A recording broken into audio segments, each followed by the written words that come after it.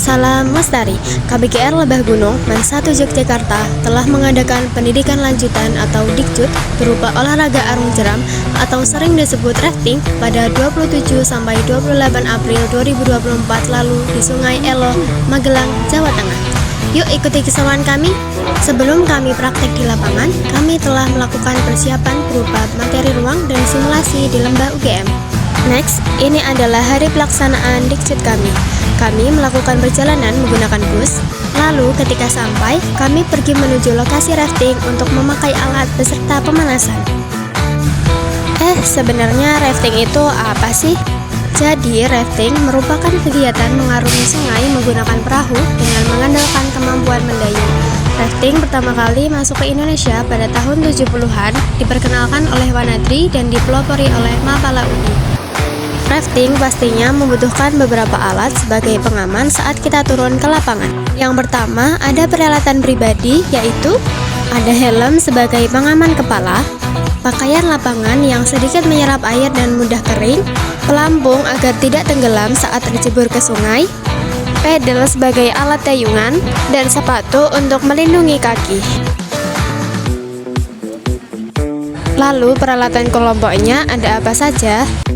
Peralatan pertama yaitu perahu, lalu throwback sebagai alat rescue, peluit untuk berkomunikasi, pisau lipat untuk berjaga-jaga, first aid kit atau P3K, try-bag untuk menyimpan barang-barang yang tidak boleh basah, slip line untuk membalikan perahu, serta pompa untuk memompa perahu. Lanjut, kami bersiap-siap untuk simulasi sebelum turun langsung ke sungai. Kami mempraktekkan teknik dayungan dasar terlebih dahulu. Terdapat 4 teknik dayungan dasar yang kami pelajari, yaitu ada dayungan maju, dayungan mundur, dayungan tarik, serta dayungan tolak. Berikut merupakan contoh dayungan maju. Dayungan maju paling sering digunakan dalam kegiatan rafting, terlebih saat mendayungi jeram yang deras seperti ini. Kombinasi antara dayung maju dan dayung mundur juga berguna untuk membelokkan perahu. Setelah praktek teknik dayungan dasar, kami melakukan simulasi self-rescue dan rescue by rope. Hal ini berguna untuk menyelamatkan diri sendiri dan orang lain ketika dalam bahaya. Self-rescue dalam rafting dapat dilakukan dengan cara berenang, yaitu renang aktif dan pasif. Renang aktif yaitu berenang gaya bebas dengan arah badan berlawanan dengan arus sungai. Sedangkan renang pasif yaitu berenang gaya mengapung dengan arah badan mengikuti arus. Renang aktif juga dilakukan untuk menyelamatkan diri ke pinggiran sungai.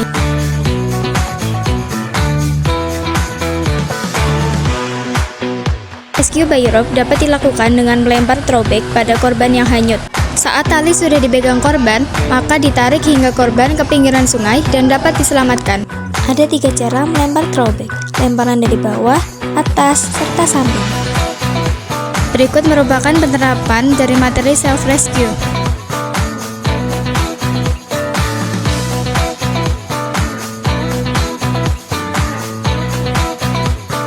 Dan ini merupakan contoh penerapan rescue by team.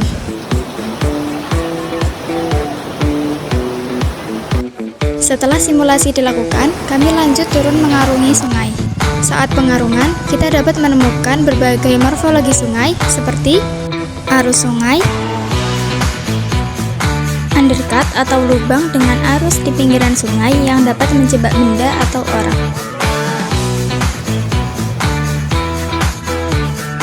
Strainer berupa ranting pohon yang dapat mengganggu rafter saat pengarungan.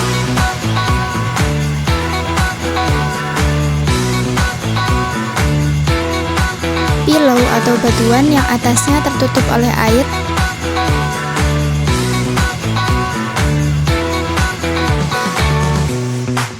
Stopper atau batuan besar yang tertabrak arus sungai namun tidak tertutup air. Banyak pula obstacle berupa batuan yang memenuhi sungai. Dalam pengarungan terdapat resiko-resiko yang dapat terjadi seperti perahu yang mengalami warp. Apabila perahu warp dan diterpa arus sungai secara terus-menerus, perahu akan mengalami flip atau terbalik.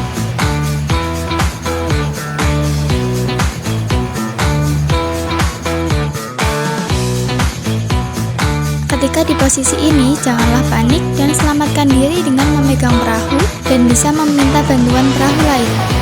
Akhirnya pengarungan berakhir. Part ini merupakan part paling sulit karena kami melawan arus sungai yang deras untuk ke pinggiran sungai dan naik. Kami naik menuju transportasi untuk kembali ke base camp dan membersihkan diri beserta istirahat. Selesai sudah kisah Dikjut Rafting kami. Nantikan keseruan selanjutnya ya. Dikjut Kami Sukses!